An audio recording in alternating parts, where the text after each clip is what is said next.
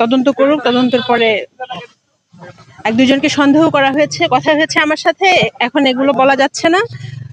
তদন্ত কার্যক্রম চলছে। আমি গিয়েছিলাম ভিতরে, দেখলাম বাচ্চাগুলোকে দেখে খুবই কষ্ট লেগেছে। এটা মানে এরকম হৃদয় বিদারক ঘটনা আমি কখনো দেখি নাই, এটাই আমার প্রথম দেখা। খুবই দুঃখজনক। আমরা চেষ্টা করব আমাদের প্রশাসন, পুলিশ, সমস্ত যে বাহিনী আছে, ইন্টেলিজেন্স, সবাই মিলে আমরা দ্রুত যেন এই খুনি যে বা যারা তাদেরকে ধরে যেন আইনের আওতায় আনা হয়।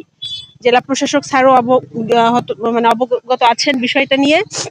স্যার আমাকে পাঠিয়েছেন, আমাদের দুজন এক্সিকিউটিভ ম্যাজিস্ট্রেট আছে আমার সাথে, ইউএনও, এসিল্যান্ড সবাই আছে। ইউএনও অলরেডি এসে ঘুরে গেছে এই জায়গা থেকে, ওসি সাহেব আছেন।